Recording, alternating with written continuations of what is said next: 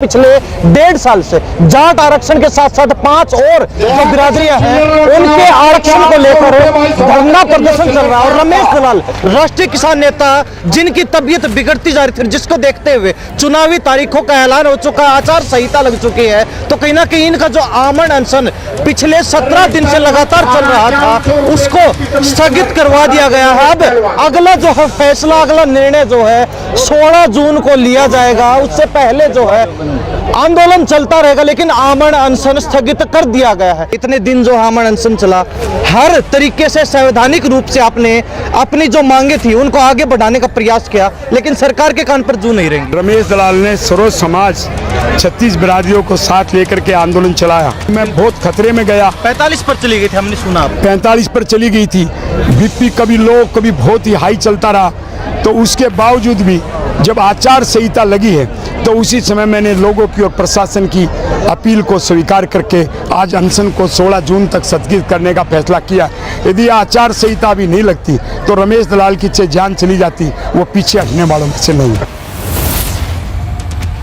और इसमें मैं एक बात कहना चाहता हूं कि सरकार चाहे किसी के बने कोई प्रधानमंत्री आए, ये रहे या दूसरा आए, हम इस लड़ाई को जारी रखेंगे। जब तक हमारी मांग पूरी नहीं होगी हम इस लड़ाई को लड़ते रहेंगे। चाहे सरकार, इस सरकार की बात की जाए, चाहे पिछली सरकारों की बात की जाए, एक जाट आरक्षण या फिर जो अन्य जनरल कैटेगरी की बिरादरियां हैं उनको जो आरक्षण देने की बात है, तो उसका जो एक राजनीतिकरण होता रहा है शुरुआत से ही। कितनी सरकारें रही तो उनका भी दोष है, वर्तमान सरकार का भी दोष है। इसलिए जाटों को कोई भी सरकार रही, ये चाहे किसी के पीछे भी अपनी जाति का समझ के साथ देते रहे, लेकिन एक बात को आप समझें कि जाटों के साथ भेदभाव हुआ है। और आप ये मान के चले कि हमें पाकिस्तान का नागरिक जाटों को समझा जाता है।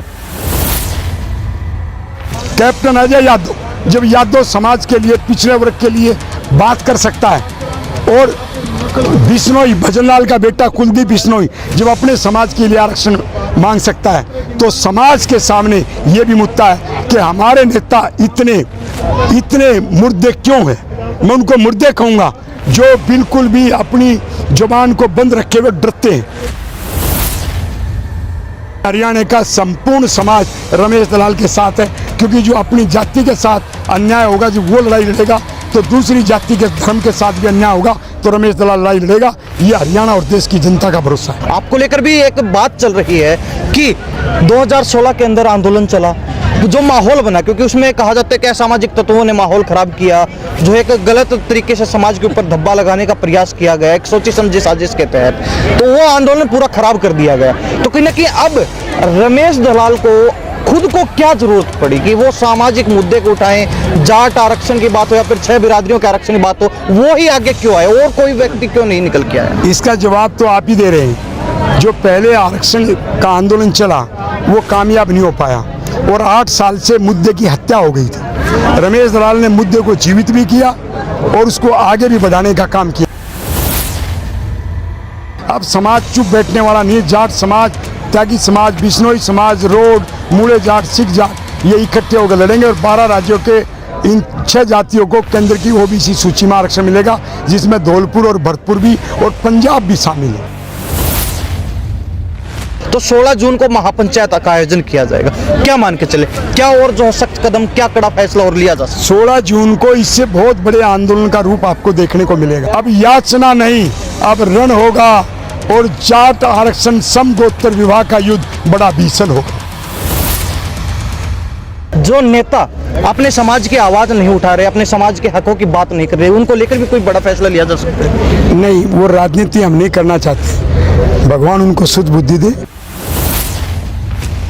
नमस्कार, स्वागत आपका हरियाणा न्यूज़ 24 पर। मैं प्रिंस लांबा, मेरे से यूनिस सिंधु एक बार फिर मौजूद आसोदा टोल प्लाजा के ऊपर, जहां पिछले 1.5 साल से जाट आरक्षण के साथ साथ 5 और जो बिरादरियां हैं उनके आरक्षण को लेकर धरना प्रदर्शन चल रहा है। और रमेश दलाल राष्ट्रीय किसान नेता जिनकी तबीयत बिगड़ती जा रही थी, जिसको देखते हुए चुनावी तारीखों का ऐलान हो चुका, आचार संहिता लग चुकी है, तो कहीं ना कहीं इनका जो आमरण अनशन पिछले 17 दिन से लगातार चल रहा था उसको स्थगित करवा दिया गया है। अब अगला जो है फैसला, अगला निर्णय जो है 16 जून को लिया जाएगा। उससे पहले जो है आंदोलन चलता रहेगा, लेकिन आमरण अनशन स्थगित कर दिया गया है। बातचीत करेंगे, कुछ दिन पहले पहुंचे थे, तब तक स्वास्थ्य ठीक था, लेकिन बीच में स्वास्थ्य भी काफी बिगड़ा है, हालात काफी गंभीर हुई, स्थिति काफी गंभीर हुई। प्रधान जी, बहुत बहुत स्वागत है सबसे पहले आपका हरियाणा न्यूज़ 24 पर। नमस्कार, आपके दर्शकों को, हरियाणा और देश की जनता को मेरा प्रणाम। जी प्रधान जी, आज सबसे पहले बातचीत करेंगे, आपकी बच्चियों ने, बेटियों ने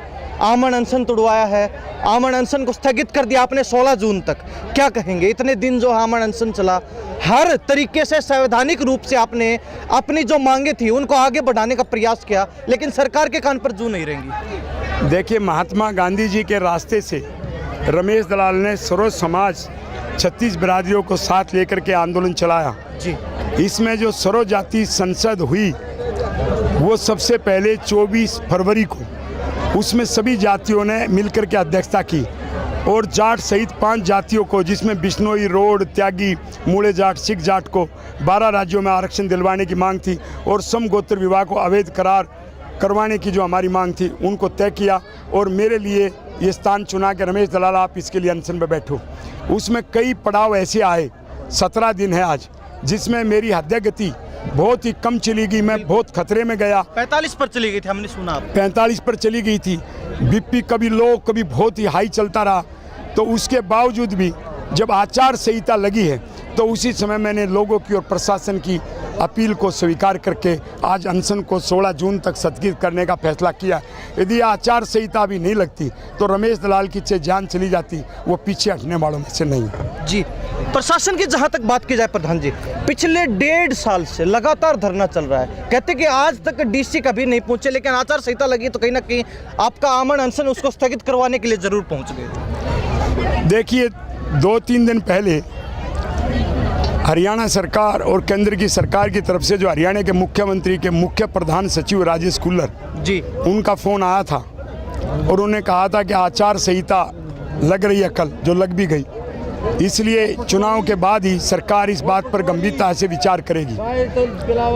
और उस गंभीरता के विचार का तो उन्होंने भी कहा था, लेकिन अच्छा होता कोई मुख्यमंत्री, प्रधानमंत्री इस बारे में किसी मंत्री को भेज करके करता। ये एक तरह से महात्मा गांधी के दिखाए हुए मार्ग पे जो हमने आंदोलन शुरू किया, हमने हिंसा नहीं होने दी। नहीं तो 2016 के आंदोलन में कितने बड़े पैमाने पे हिंसा हुई, जाट और दूसरी बिरादरियों के 30 से ज़्यादा बच्चे मारे गए, कितनी दुकानें जो असामाजिक तत्व थे उन्होंने लूटी, और कैसे जाट कौम के ऊपर गलत तरीके से साजिश के तहत दब्बा लगाने का काम किया। उससे बचने के लिए रमेश दलाल ने महात्मा गांधी का जो रास्ता अपनाया, उस रास्ते पे मैं चला भी और आगे भी चलेंगे। और इसमें मैं एक बात कहना चाहता हूँ कि सरकार चाहे किसी की बने, कोई प्रधानमंत्री आए, ये रहे या दूसरा है, हम इस लड़ाई को जारी रखेंगे जब तक हमारी मांग पूरी नहीं होगी। हम इस लड़ाई को लड़ते रहे। आपने कहा कि मुख्य सचिव का फोन आया आपके पास, उन्होंने कहा कि आचार संहिता लग रही है, दोबारा इलेक्शन के बाद जो इस पर विचार विमर्श किया जाएगा। तो आपको अगर ऐसा नहीं लगता, अगर उसी मुख्य सचिव के मुख से आप ये सुनते हैं कि आपकी जो है मांग मान ली गई है और जल्द ही इस बात को सिरे चढ़ा दिया जाएगा, तो कैसा होता? मैंने उनको कहा कि आप, आज भी एक दिन बचा हुआ है, हमारी 12 राज्यों के जाटों को केंद्र की ओबीसी सूची में शामिल करने का ऑर्डिनेंस ले आया और समगोत्र विभाग के ऊपर भी अध्यादेश ले आए। और मैंने उनको कहा, उन्होंने कहा कि ठीक है, मैं बात सरकार के सामने रख दूंगा। लेकिन सरकार ने जो इसमें एक उचित कदम उठाना चाहिए था, वो कदम नहीं उठाया। क्या कहेंगे, चाहे सरकार, इस सरकार की बात की जाए, चाहे पिछली सरकारों की बात की जाए, एक जाट आरक्षण या फिर जो अन्य जनरल कैटेगरी की बिरादरियां हैं उनको जो आरक्षण देने की बात है, तो उसका जो एक राजनीतिकरण होता रहा है शुरुआत से ही, उसको राजनीतिक उपयोग के लिए जरूर आगे बढ़ाया गया, लेकिन कहीं ना कहीं वास्तविकता जो है आम लोगों को उसका कोई भी फायदा नहीं मिल पाया। क्या कहें, लगातार ये जो राजनीतिकरण इस मुद्दे का होता रहा है, लेकिन वास्तविकता जो है, वास्तविक जो कदम उठाना चाहिए था, जो स्टेप लिया जाना चाहिए था, वो आज तक किसी सरकार ने नहीं लिया। देखिए, जातियों के नाम पर राजनेता और राजनीतिक पार्टियां बांटती रही हैं। वर्तमान सरकार भी उसी लाइन पे है और कांग्रेस सरकार भी उसी लाइन पे है। 35 साल पहले मंडल कमीशन रिपोर्ट के आधार पर पिछड़ा वर्ग में जो जाटों को शामिल होना चाहिए था, सिफारिश के बाद नहीं किया गया। कितनी सरकारें रहीं, तो उनका भी दोष है, वर्तमान सरकार का भी दोष है। इसलिए जाटों को कोई भी सरकार रही, ये चाहे किसी के पीछे भी अपनी जाति का समझ के साथ देते रहे, लेकिन एक बात को आप समझें कि जाटों के साथ भेदभाव हुआ है, और आप ये मान के चले कि हमें पाकिस्तान का नागरिक जाटों को समझा जाता प्रधान जी है। और एक बात मैं कहना चाहूँगा जी, अभी 8 तारीख को, इसी 8 मार्च को कुलदीप बिश्नोई ने ट्वीट किया बिल्कुल कि पिछड़ा वर्ग आयोग ने बिश्नोई समाज को शामिल करने की ओबीसी में सिफारिश कर दी है, और प्रधानमंत्री गृह मंत्री ने अपना वादा पूरा किया है, और उसने धन्यवाद भी कर दिया कि लोकसभा चुनाव की आचार संहिता से पहले उनको आरक्षण मिलने जा रहा है। लेकिन हमारे आंदोलन की वजह से फिलहाल प्रधानमंत्री के वहाँ से इतना हमें पता लगा कि भाई अब तो इकट्ठा ही इस पे जाट और जो 6 बिरादरियाँ हैं रोड बिश्नोई, उस पर फैसला होगा, ये उस पर फैसला किया गया। लेकिन एक बात तो तय है कि केंद्र सरकार के वहाँ तक बहुत जोरदार तरीके से ये मांग पहुँची, और ये जो मांग पहुँची है उसमें कुलदीप बिश्नोई, जिसकी हरियाणा में 2 या 3% भी वोट नहीं है, वो व्यक्ति तो खुलेआम बिश्नोई समाज के आरक्षण की मांग करता है, और जाट समाज की 29% वोट, वो हमारे जो समाज के नेता हैं, चाहे वो भाजपा की सरकार में, चाहे वो विपक्ष में है, कांग्रेस या INLD जेजेपी, वो जाटों के बारे में बोलते हुए डरते हैं। आज ही कांग्रेस के वरिष्ठ नेता कैप्टन अजय यादव ने, आज दैनिक भास्कर में मैंने पढ़ा, आज 17 मार्च रमेश दलाल जब अनशन को सत्कृत कर रहा है, तो कैप्टन अजय यादव ने कहा कि केंद्र की तर्ज पर यादव और इन जातियों को ओबीसी का आरक्षण मिलना चाहिए, इसमें कोई भी समय सीमा नहीं होनी चाहिए जो लिमिट है आर्थिक आधार की।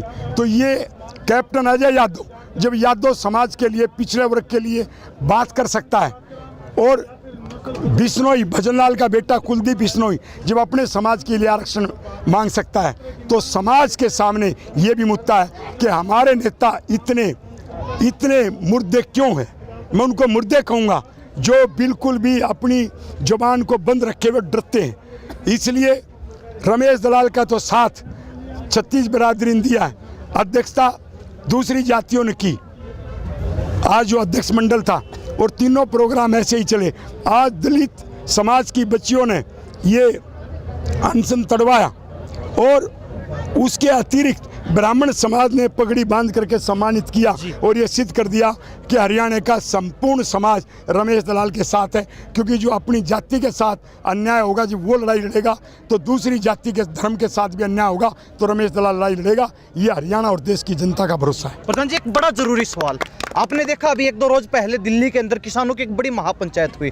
आपको नहीं लगता कि अगर किसान नेताओं को भी यहाँ आकर समाज का साथ देना चाहिए था इस सामाजिक मुद्दे पर, चाहे समगोत्र विवाह की बात हो, चाहे 6 बिरादरियों के आरक्षण की बात, इस मुद्दे पर अगर साथ देते, सहयोग देते, समर्थन करते, तो कहीं ना कहीं बात और भी अधिक तरीके से, अधिक प्रबलता के साथ सिरे बढ़ चढ़ सकती। मैं इस बात पर इतना ही कहूँगा कि किसानों का जो आंदोलन चल रहा है, रमेश दलाल ने हमेशा उनका समर्थन किया है, वो उनकी मर्जी है, वो आते या नहीं आते उस पर मैं कोई कमेंट नहीं करूँगा जी। लेकिन एक बात आपने कहा कि अगर समाज के नेता हैं, चाहे वो जाट समाज के हों, रोड समाज के हों, सिख जाट, मूला जाट और त्यागी, सभी समाजों के नेता, इन्होंने कभी आगे बढ़कर जो है इस समाज की मांग नहीं उठाई। पूर्व में जाट मुख्यमंत्री अनेक रहे हैं, किसी ने जो इस मामले का कोई हल नहीं किया, समाधान नहीं किया। अगर वो करते समय रहते तो आज इस मुद्दे की, इस जो है आंदोलन की, इस धरने की आवश्यकता नहीं पड़ती।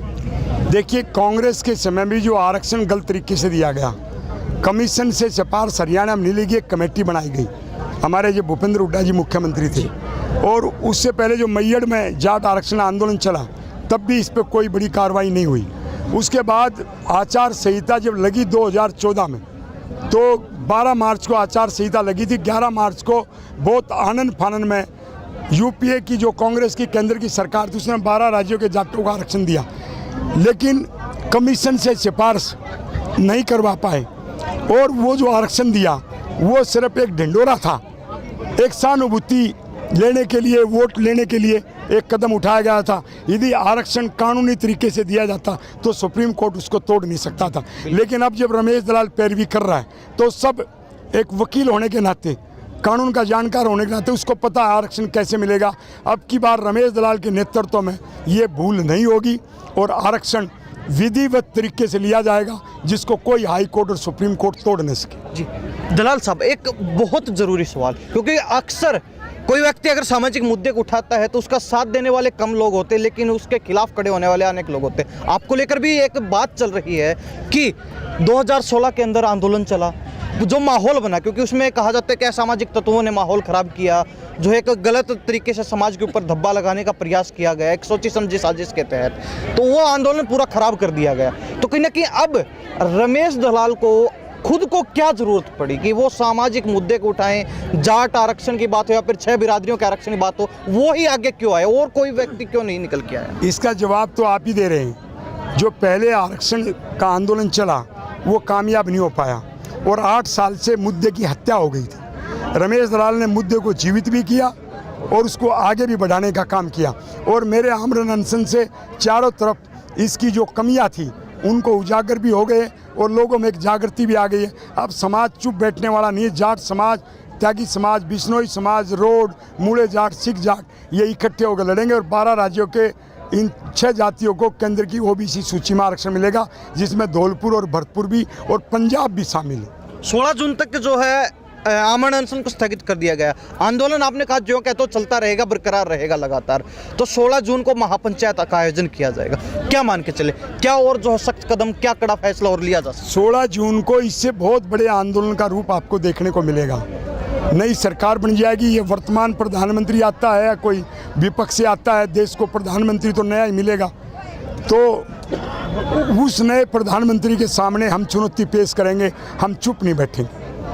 एक आखिरी और सवाल रहेगा प्रधान जी, चलते चलते, केंद्र में प्रधानमंत्री की बात हो या फिर गृह मंत्री की बात हो या फिर और बड़े बड़े नेताओं की बात हो जो सरकार में अच्छे पदों पर बैठे हैं, उनसे मिलने का प्रयास किए गए, उनसे समय मिल पाया, उनके आगे जो मांग थी वो पहुंच पाई, क्या कहेंगे इस चीज़ को लेकर? देखिए, सनातन धर्म की बात हमने समगोत्र विवाह में उठाई है और भाजपा कहते हैं कि वो तो सनातन धर्म की सबसे बड़ी प्रचारक है। बिल्कुल। तो यहाँ तो मैंने उनका जो आईना है वो समाज के सामने दिखा दिया है कि सनातनी सिर्फ उनका एक मुखौटा है और मुखौटे को बेनकाब करके असली चेहरा मैंने दिखा दिया है। लेकिन हम राजनीति में विश्वास नहीं रखते। लोगों को किसका समर्थन चुनाव में करना, किसका नहीं करना, वो तो लोग देखें। मैं एक बात कहना चाहता हूँ, प्रधानमंत्री, वर्तमान का प्रधानमंत्री को दोबारा मौका मिले, दूसरा है हमारी लड़ाई तो अपना जाट आरक्षण सहित 5 जातियों का आरक्षण लेना और समगोत्र विवाह को गैर कानूनी घोषित करवाना है। कोई प्रधानमंत्री बने, कोई हारे जीते, हमें कोई फर्क नहीं पड़ता। हम तो अपनी मांग को आगे बढ़ाएंगे और जरूर इस विजय को प्राप्त करेंगे। जब तक पूरा नहीं होता है तब तक जारी रहेगा, तब तक युद्ध जारी रहेगा, संघर्ष जारी रहेगा, युद्ध जारी है। अब याचना नहीं, अब रण होगा और जाट आरक्षण समगोत्र विवाह का युद्ध बड़ा भीषण होगा। जी प्रधान जी, बहुत बहुत धन्यवाद बातचीत के लिए। धन्यवाद जी। क्या कहेंगे, आज जो फैसला लिया गया सर्व समाज के द्वारा, प्रशासन भी पहुंचा, आमरण अनशन को स्थगित करवा दिया गया 16 जून तक, लेकिन कहते हैं आंदोलन जारी रहेगा, क्या कहेंगे फैसले को लेकर? देखो प्रिंस भाई, आपके श्रोताओं को बहुत बहुत नमस्कार। आप लोगों को सारी बातें रमेश दलाल जी ने बता दी।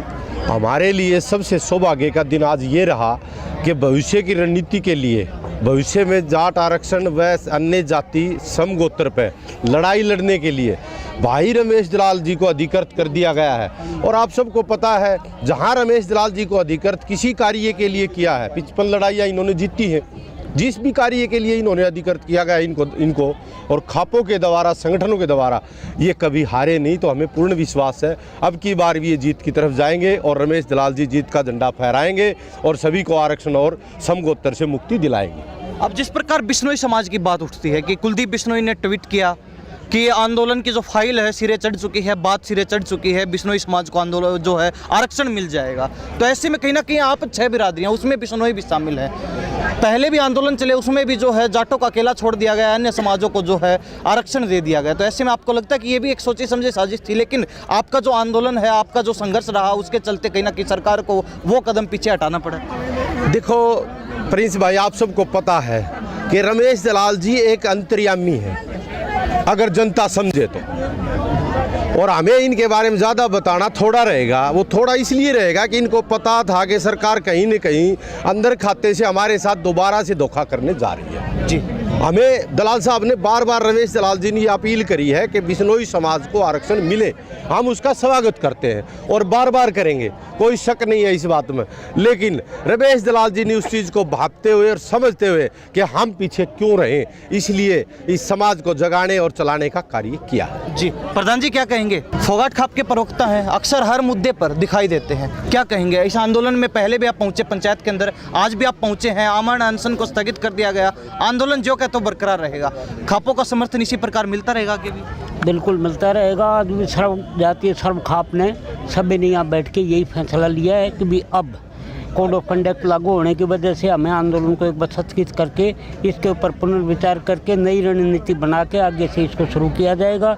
और सर्व खाप का आज का फैसला ये है कि 16 जून को दोबारा यहाँ पर महापंचायत बुला के आगे आंदोलन को हम आगे जारी रखेंगे। विशेष पिछले 1.5 साल से लगातार धरना चल रहा है, आंदोलन चल रहा है, लेकिन अब तक मांगी नहीं गई। लेकिन दलाल साहब ने भी जो है पूरी अपनी हट पकड़ रखी है कि जब तक मांगे नहीं मानी जाएंगी, चाहे प्राण क्यों ना त्यागने पड़े, लेकिन हम भी पीछे नहीं हटने वाले, हम लड़ाई जारी रखेंगे, संघर्ष जारी रखेंगे। तो ऐसे में लगता है कि जो समाज के नेता हैं, चाहे वो किसी भी दल के अंदर हो, किसी राजनीतिक दल के अंदर हो, उनको पैरवी करनी चाहिए समाज की जो मांग है, सामाजिक जो कार्य हैं उनको लेकर। देखो जी, जाटों के साथ भेदभाव होता रहा है। मंडल कमीशन की रिपोर्ट 1983 में आ गई थी, पब्लिश हो गई थी। उसके बाद से 88-89 में जो NVP सिंह ने मंडल कमीशन को लागू किया, जाटों को छोड़ के, भेदभाव तभी से होता रहा है। और मेरे को इसमें कोई संकोच नहीं है ये कहने में, हमारे जो जाट लीडर हैं वो बोलने में संकोच कर रहे हैं, पता नहीं उनको किस बात का डर है। अब हम जब ये बात करते हैं, यहाँ पे हमारा सर्व समाज है, सभी समाज के हमारे पंडित जियों ने जो है ना दलाल साहब को पगड़ी पहना के सम्मानित किया है, लेकिन उसके बावजूद हमारे जो है ना छोटे लेवल के आदमी भी ये कह रहे हैं कि भी इससे ये हो जाएगा, इससे वो हो जाएगा, जाति पाति फैलती है। जबकि हम ये अनुभव करते हैं, मैं तो स्वयं ये अनुभव कर रहा हूँ कि जाट समाज में जन्म लेके मैं अपने आप को गौरवान्वित महसूस करता हूँ और हम इस लड़ाई को लड़ते रहेंगे। ये लड़ाई तो 1983 से शुरू हो गई थी। 1990 में हमें इकोनॉमिक आधार पर आरक्षण दिया गया, जब हमारा स्टेट में मुख्यमंत्री हुकम सिंह जी थे उस टाइम। उसके बाद उस नोटिफिकेशन को चौरी भजनलाल आए तो ख़त्म कर दिया गया। तो इस तरह से हमारे साथ खिलवाड़ होता रहा है। 2013 में हमारा आंदोलन चला मैयड़ में। पहला हमारा शहीद सुनील शौरान 13 सितंबर 2010 को शहीद हुआ। उसके बाद एक हमारा 11 में शहीद हुआ, एक 12 में शहीद हुआ।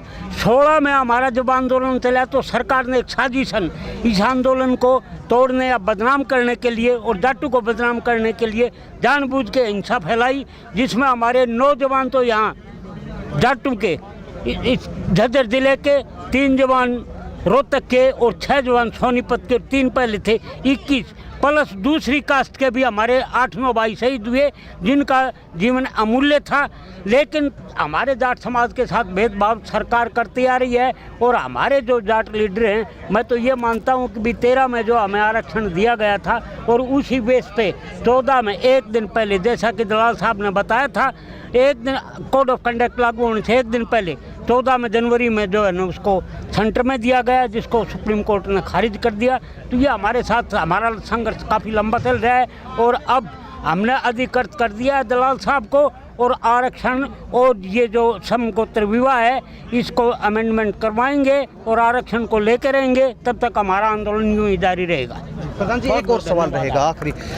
लड़ाई चलते हुए 1 दशक से अधिक समय हो चुका है, लेकिन अब तक संज्ञान नहीं हुआ, चाहे बात जाट की हो, रोड, बिश्नोई, त्यागी, मूला जाट, सिख जाट। जो नेता अपने समाज की आवाज़ नहीं उठा रहे, अपने समाज के हकों की बात नहीं कर रहे, उनको लेकर भी कोई बड़ा फैसला लिया जा सकता है? नहीं, वो राजनीति हम नहीं करना चाहते। भगवान उनको शुद्ध बुद्धि दे। हमारी उनसे यही एक सलाह है कि ज़रा आत्मलोकन करें, समाज से बड़ी कोई चीज़ नहीं होती। बाकी वो हम कहेंगे तो राजनीतिक बात हो जाएगी और मैं इस मामले में कोई राजनीति, लेकिन उन्होंने राजनीतिकरण करने में कोई कसर नहीं छोड़ी। वो उनकी बात है।